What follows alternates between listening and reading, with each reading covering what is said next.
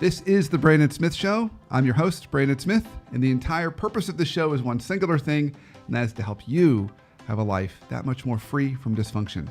So today, our topic, we're going to be talking about making those pivot points in your career, primarily working with an executive recruiter. So both as an individual, how do you know how to do that, when to do that, and how to do that more effectively? But even as a hiring manager, when you want to bring in the right talent, how do you really leverage the knowledge and expertise of an executive recruiter well? So we're taking on this topic from both angles. And to help us with that, I've got an awesome guest, Matt Tovrog. Matt, how are you? Hey, doing well, Brandon. How are you? I am thrilled. I'm super excited to have you here. Excited to be here. Thanks. So in a minute, Matt, as I mentioned to you, I'm going to ask you to tell a little bit more about who you are. Okay. But you're a partner at Bell Oaks. And, That's right. And I've known Bell Oaks for some time. Fantastic executive search firm, and just love what you guys do. And so really thrilled to be able to have you on to kind of help us navigate the world of executive search. Sure. Seems like to a lot of us, it's kind of this mysterious black box that does really cool stuff.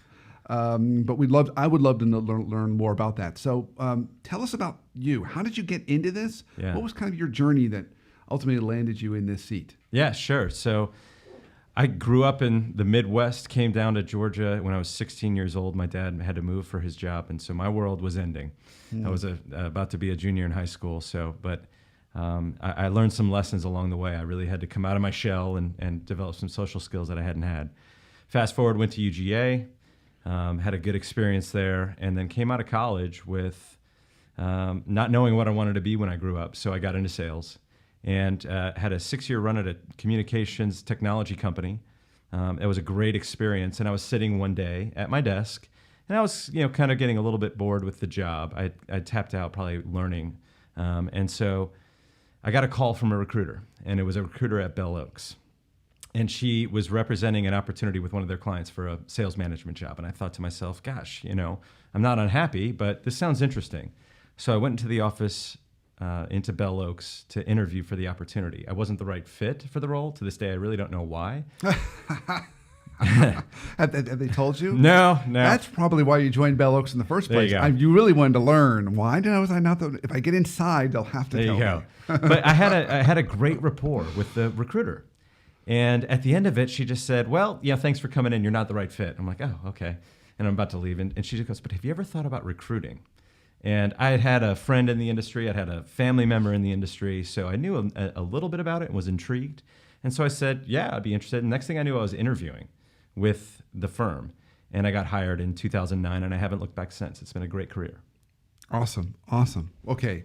So to dive into our topic, I'm going to take it from the individual perspective first, because Sure. I have people come to me all the time and say, hey, this recruiter reached out to me on LinkedIn, or hey, I'm thinking about trying to talk to some executive recruiters, but I'm really not sure what I'm supposed to do, how I'm supposed to do that.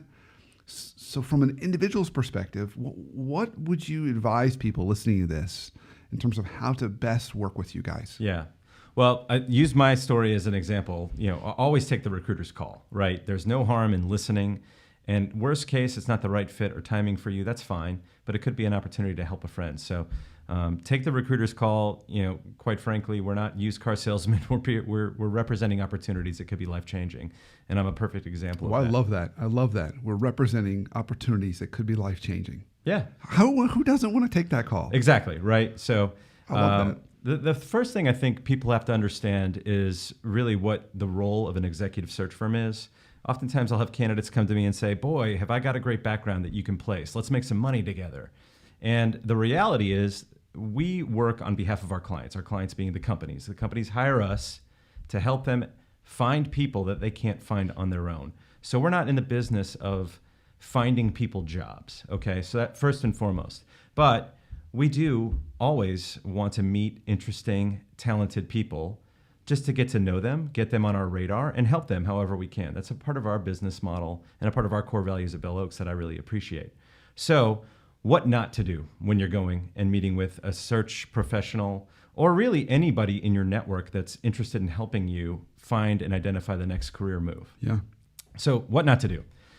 Don't go to that person and say, Brandon, I'm unhappy. And what I want is a good company. I want a good job, and I want to make an impact. And then leave it at that. it's going to get you nowhere because you haven't given that person any data, any knowledge about how they can really help you. It's like going to a real estate agent and saying, I want a nice house that's going to be in a good area that's going to appreciate. No, if you're going to a real estate agent, you're going to tell them all about how many bedrooms, how many square footage, the amenities that you want, the area that you want. And you're going to give that person a lot of data that they can then go into the market and help you to find totally the right home. fair. That makes total sense to me, and I've had the experience even on my end with people coming to me that way. Yeah, because they'll say, I have this network, and when you connect me to someone in your network, I'm like, okay, well, what do you mean by connect you to somebody in my network? Right, yeah. There's a lot of people in my network. Like, my wife's in my network. I could connect you to my wife. My mom's my mom is actually in my network, although I don't think she checks her LinkedIn profile. Yeah, right. But your points are really valid. When give more data and spiciness or specifics, so people can really understand better how to help you. That's right. So it's the Jerry Maguire, help me help you. And there's, I would say 5 things, right? That if you're going to meet with a search professional, an executive search professional, that you should bring to that conversation to really give them the data that they need to know how to help you. Okay. So number 1 is help them understand what job it is that you want. So if you're a professional, you say, I've been in sales, but I'd also like to get into marketing, and I'm good with numbers, so maybe finance. It's just not going to give that person any sort of understanding of your specific value and what you do best. Yeah. So go in there with an understanding. If you're in marketing, I want to be a director of marketing, leading a team, and I want my role to be involving management, strategy, as well as the tactical execution of that strategy. Okay, so that's a very clear, specific understanding of the job. It's not an individual contributor. You want to be a leader. Next is the industry that you're targeting. So again, it's okay if you're kind of industry agnostic, if you're a professional and you say, I'm fine with really any kind of industry. Well, that's fine, but tell them what really gets you excited, right? Tell them what you really have a passion for. So, if it's software or medical devices, oftentimes it really should probably relate to your previous experience. One of the key components that companies look for in candidates is their industry knowledge. They don't want to have a huge challenge to get them up to speed on the terminology of their industry. So go in there with a very clear direction of the kind of industry that you're targeting. The third thing I would say is company size. Okay. If you know size matters when it comes to this stuff. You bet. Yeah. So, if you want, to be at the big household name brand Coca-Cola, Home Depot place, then let them know that. But if you really want something more, small, it's more nimble and you can have a real tangible impact, make that very clear. Again, there was a lot of people who say they don't really care about the size, but in their heart of hearts, they must know what their dream job looks like. And that's what we're trying to get to. Yeah, nice.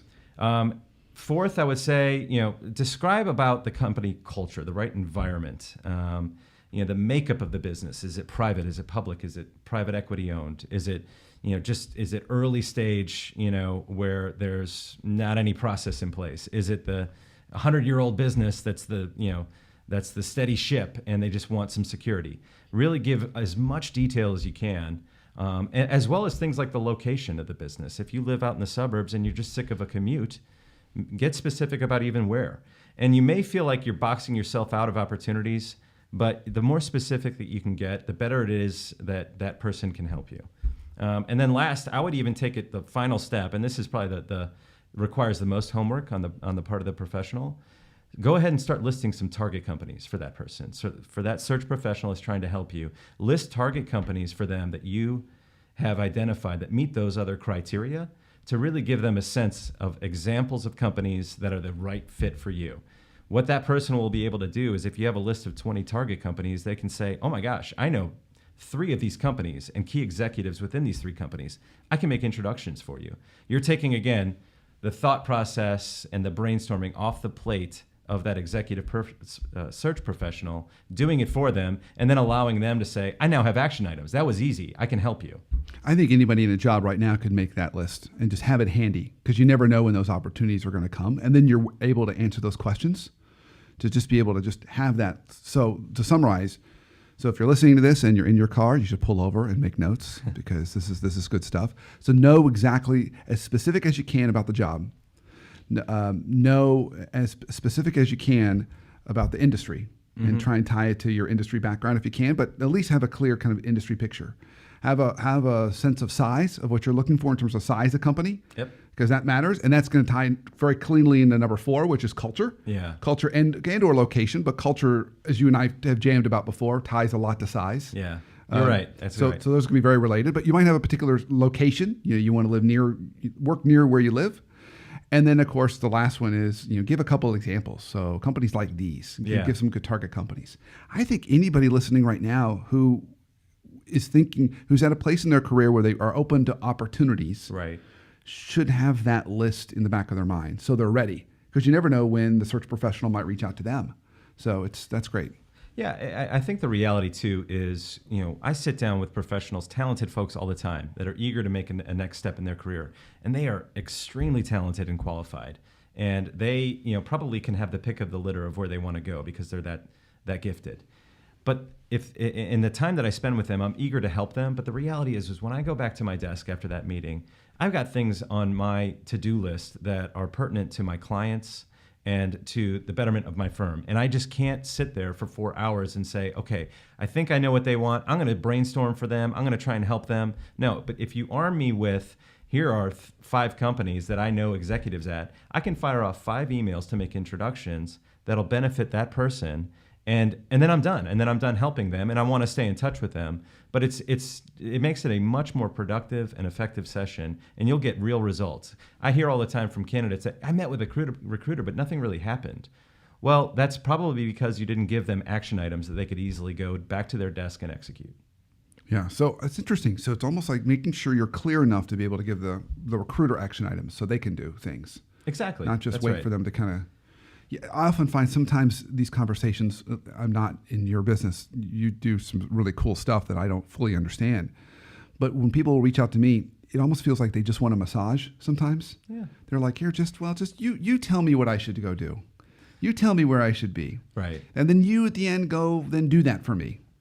And it's like, I can only do so much. I've got to, as you said, Jerry Maguire, I got to help me help you. There you go. That's help right. me help you. That's it. I think that might be the tagline to our show this week is help me help you. Okay, so I've got another question that I'm going to ask you. I'll tee it up and then we're going to go into a break because we're getting close to our first break.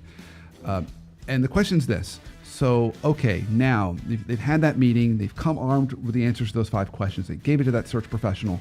The meeting's done and over. People have gone back to their respective lives. Right. My question's going to be, what next?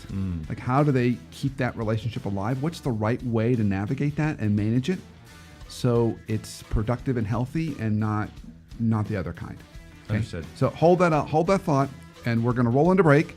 So stay tuned. We're talking today about how to navigate our careers, particularly when dealing with executive search firms, both as a hiring manager but also an individual.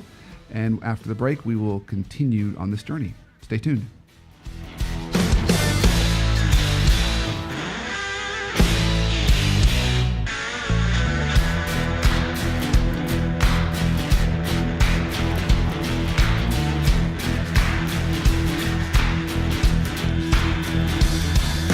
Job plus the right culture plus the right boss equals workplace happiness.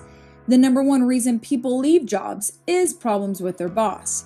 A horrible boss can make us dread every Monday, but an amazing boss can make us so excited to work that we'd go in on weekends.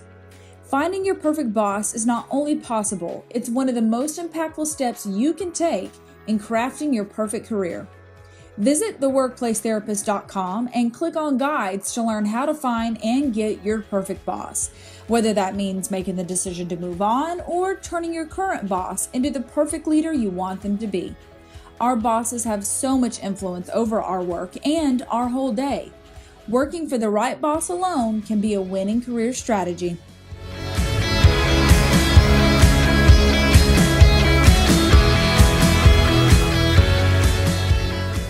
Welcome back to the Brandon Smith Show. I'm your host, Brandon Smith, and today we are talking about managing our careers and managing it with the help of executive search firms. And to help us on this journey, we've got Matt Tovrog, partner of Bell Oaks. Matt, again, good to have you here. Thank you, Brandon. Great to be here. So going right into the break, I asked you this question about once we've had that conversation, that meeting, maybe over coffee with that search professional, and they've gotten clear on what we want, and Right. we've now gone back to our separate corners. As the individual seeking the help of the search professional, how do we continue to maintain that relationship? What's the right rhythm? Yeah. Well, hopefully you've given them some action items that they can quickly go and execute for you. I would recommend connecting with them on LinkedIn. And then after that, there's really not a whole lot else to do. Quite frankly, unfortunately, it's a wait and see kind of game. Hopefully they've given you some introductions that you can go ahead and move forward with, and that'll hopefully lead to more opportunities along the way. Good search professionals, they will be sincere when they say, hey, Brandon, I don't have anything for you right now, unfortunately. I'm happy to help you, happy to make introductions, but we'll have you on our radar, and we'll keep you aware of opportunities that could be a good fit. And you just kind of have to take them at their word. The reality is, once again, going back to our business model in executive search, we're only as good as what the clients are giving us in terms of the searches we're needing to execute. And if we don't have a role that's a good fit for your background, then we're not going to be going out of our way to reach out to you regularly. We're too busy with other things. Yeah. So what's the right follow-up for that individual with you? Is it appropriate for them to follow up maybe 6 months or a year later, just drop you a note and say, hey, Matt, just want to let you know I'm still in the market or still looking? Yes, absolutely. I think follow up after you've hopefully met with maybe the people I introduced you to. Just let me know how effective it was. Follow up if there's an opportunity at a company that you're sincerely excited about and you see that I have maybe a connection within that organization. Follow up if there's other things that I can help you with. I think, again, going back to Bell Oaks, one of the things that really attracted me to the firm was just the importance that we place on treating people the right way. And if that means, a candidate's going through an interview process and they're just unsure about something, pick up the phone and call, the executive recruiter. They would likely spend gladly 5 minutes on the phone with you to coach you on an opportunity, coach you on a part of the process and offer. And then make them aware when you land. And so, we're, as executive search professionals, in the business of relationships. And so every candidate I come across, I want to try and establish a relationship with them. Unfortunately, it may not mean I can spend an hour with them, but if I can get to know them, know how I can help them, and then stay in touch with them, that's what I'm interested in doing. Yeah. It sounds like then one of the best gifts and best forms of appreciation a candidate can give you is once they land, call you up and say, hey, I've got some open positions. Well, yeah. I would love your help filling these. You're a good salesperson for my business, Brandon. Keep going. So that would be a great way to compliment you. Now, let's say that's happened. Yeah. So let's say we've gone full cycle. Now you've helped place somebody, and now they're trying to build a team, and they're like, wow, I've got some open positions here. I need some help. So what's the right way for a hiring manager to reach out to you or interact with you, interface with you? What do you need in order to, again, following this theme of help me help you? Yeah. What do you need in order to really do your job well?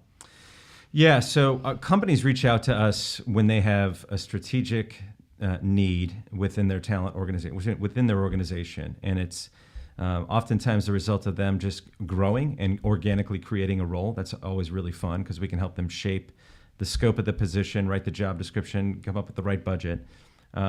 Oftentimes it's the result of just somebody leaving that they weren't expecting. So they now have a gap and they have a void in their organization and they're panicked and they need to fill that role quickly. Yeah. We're doing a lot of work right now with companies that are dealing with the issue of succession planning. Baby boomers are exiting the workforce, right? So how do you backfill that talent? And we're doing a lot of searches that are popping up because they know a retirement is coming or they want to have somebody come on board as a succession planning for the person and have a 3-month carryover so the new person can learn from the exiting person.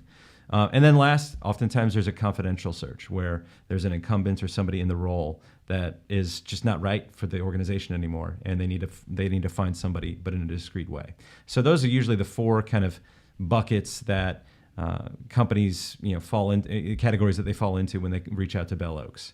If we're talking about, I think your question was around, how do they attract top talent, right? What do they need to do in order to be, effective with a firm like Bell Oaks? Is that where you were going? Yep. So maybe it's the first time they've ever considered reaching out to a search firm, executive search firm. Maybe it's because they've now moved into a role that's more senior, because I know you guys will place, you have certain tiers of level that you place. You're not going to place entry level. Right. You're going to place more like kind of senior level folks. So maybe the person's now a VP and they need to fill some director positions or something like that. Yes. And they've never done this before. What would counsel that you'd want to give them? Yeah, so if we're talking about going out and trying to attract, I mean, I've never worked with a company that said they didn't want an A player. So if you're really going out there and trying to attract top talent, A players to come to your organization, I think it's really important that you kind of assess the viability of your company to be able to attract those kinds of people. And I would say there's kind of 4 things you want to look at within your organization to really assess just how attractive of a company that you are.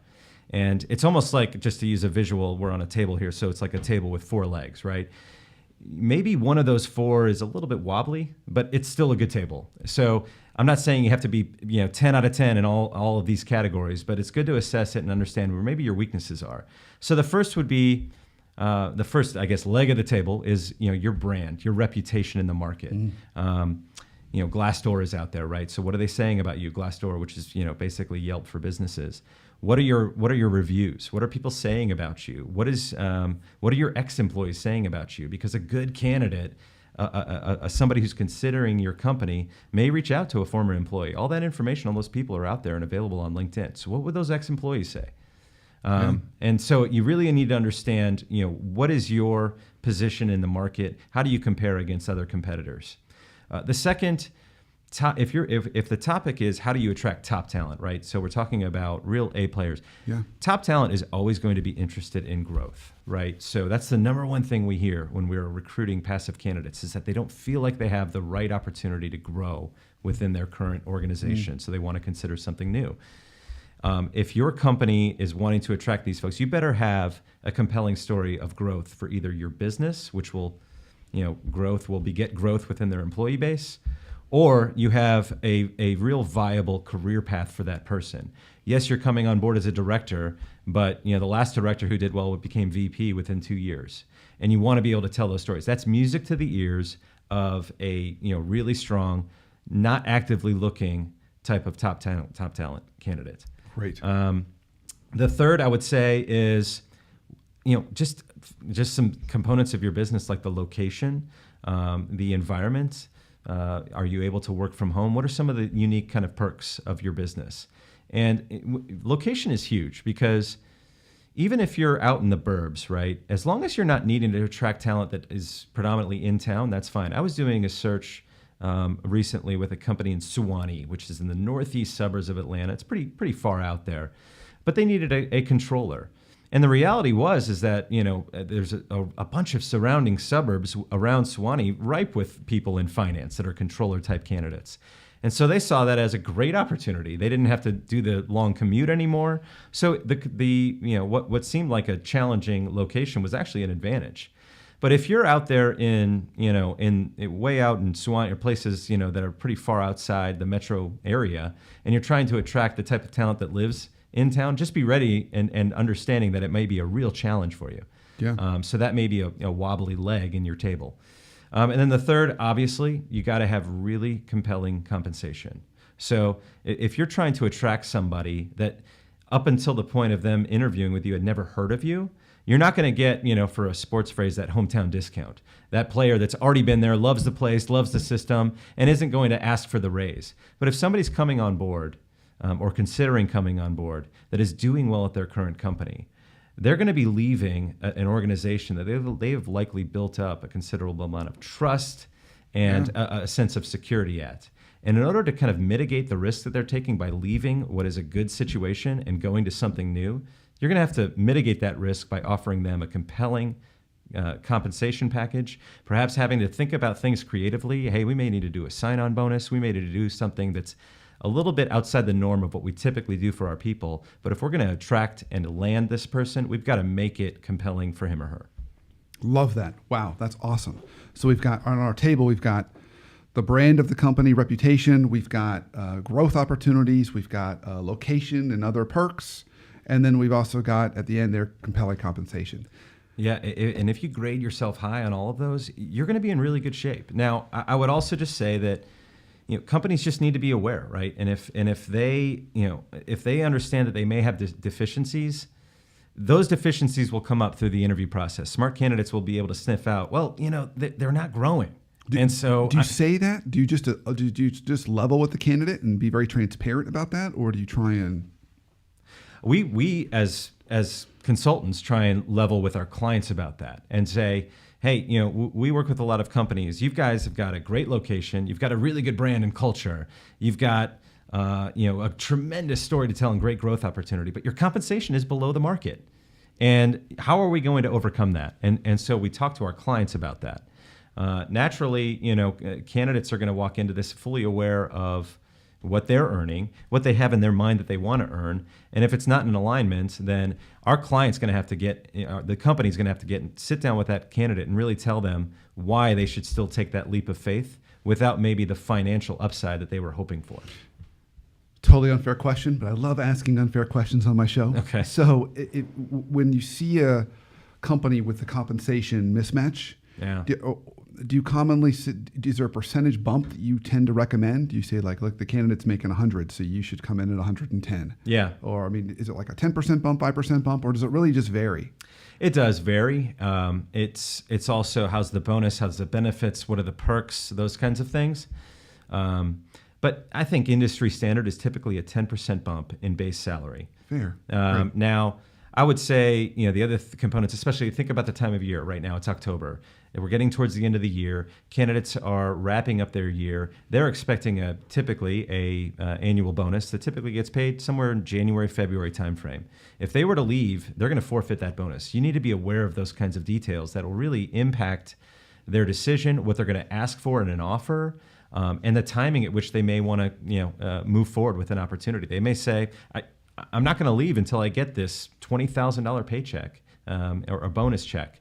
And you need to be aware of that. And you don't want to understand that or learn that information in the 11th hour. And that's really where an executive search firm can help. So this is my last question, because believe it or not, we're already almost out of time. Let's talk about timing. Speaking of time. Yeah. So what is realistic timing if we've got an open position that we're trying to fill, or if we're looking to make a move as an individual? And we start working with you. Is it take 6 months, 3 months? Does it vary?